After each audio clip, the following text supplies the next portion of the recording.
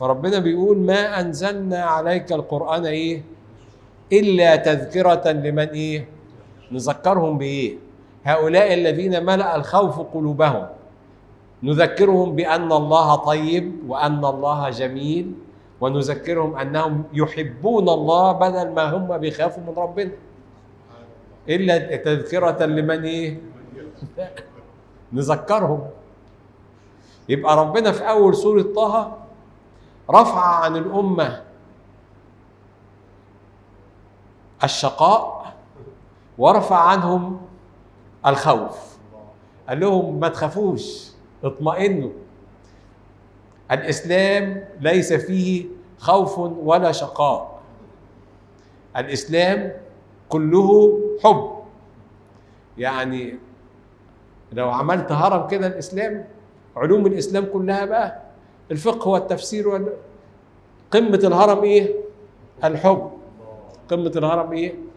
الحب والاطمئنان، إنك تبقى مطمئن. فالنبي عليه الصلاة والسلام عشان هو لاقى الكثير في دعوته طمن الأمة عشان ما يخافوش، يبقوا مطمئنين، يبقى بيحبوا. فالنبي عليه الصلاة والسلام بنفسه قال لهم كلكم هتدخلوا الجنة.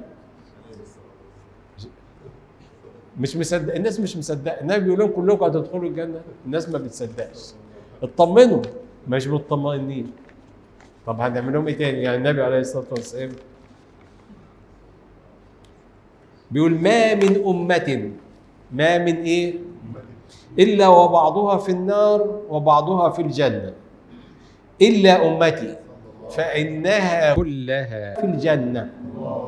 حديث صحيح. حديث ايه صحيح. ده المؤمن العاصي عشان جواه لا اله الا الله محمد رسول الله.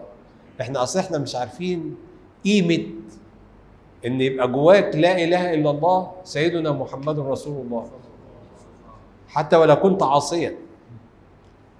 ده نور لا اله الا الله محمد رسول الله من العاصي تطفئ النار.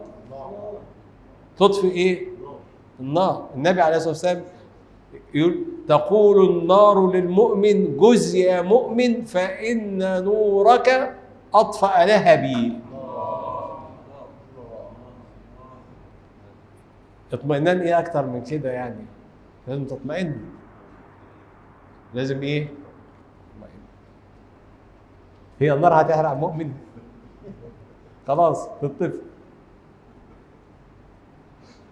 مؤمن بقى، واحد مؤمن أشهد أن لا إله إلا الله وأن سيدنا، مش محتاجة يعني